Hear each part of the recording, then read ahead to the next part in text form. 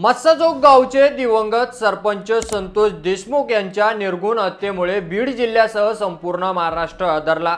या हत्येने महाराष्ट्राचं राजकारण चारही बाजूने ढवळून निघालं। मात्र यात मुख्य आरोपी असलेल्या वाल्मिक कराडसह एकूण 9 जणांवर मोक्का लावण्यात आला।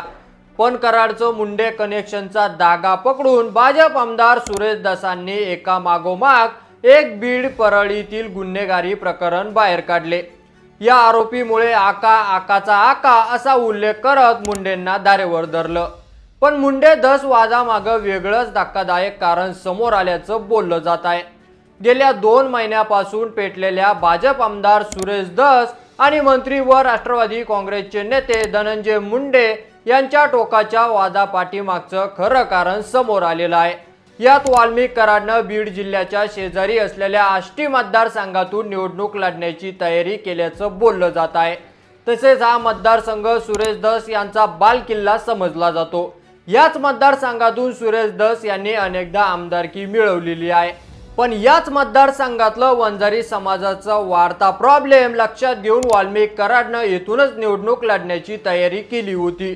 पण महायुतीत निवडणूक लढण्याचा निर्णय झाल्यामुळे या मतदारसंघातून सुरेश धस यांना तिकीट मिळालेलं आहे आणि धस हे मोठ्या मताधिक्याने जिंकूनही आलेले आहेत। मात्र भाजप आमदार सुरेश धस यांचा हाच राग मनात असल्याचं बोललं जात आहे। तसेच आष्टी मतदारसंघात सुरेश धस यांच्या पत्नीच्या नावानं अल्ट्रासिटीचा गुन्हा दाखल झालेला असला तरी तो कराडच्या सांगण्यावरून झाला असल्याचा संशय धस यांना होता।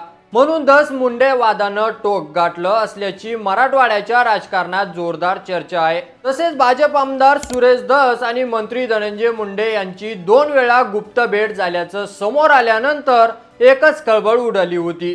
या भेटीवर आता उपमुख्यमंत्री अजित पवार यांनी प्रतिक्रिया दिलेली आहे।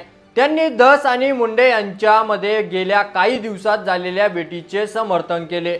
भेटीबाबत विचारलं असता अजित पवार संतापले आणि कोण कोणाला भेटला तर तुला काय वाईट वाटलं असा प्रतिसवाल त्यांनी पत्रकारांना केला। तसेच सुरेश धस हे आमदार आहेत आणि या महाराष्ट्राला यशवंतराव यांची शिकवण आणि संस्कृतीपणे आहे। त्यामुळे कोणी कोणाला भेटलं तर त्यात काही वावगं नसतं, कोणी कोणाचा दुश्मन नाही असंही पवार यांनी म्हटलेलं आहे। आमची महायुती होण्यापूर्वी देखील चंद्रकांत पाटील यांना मी भेटायचो। आता आमची विचारधारा एक झालेली आहे। सुरेश धस यांचे पूर्वीपासूनचे संबंध आहेत, त्यामुळे आजारी असल्याने धस हे धनंजय मुंडे यांना भेटायला गेले असतील। जर तुम्ही आजारी पडला तर सहकारी पत्रकार म्हणून माणुसकीच्या नात्याने तुम्हाला पण भेटायला येतात ना असा सवाल त्यांनी पत्रकारांना केला, असं अजित पवार यांनी म्हटलेलं आहे।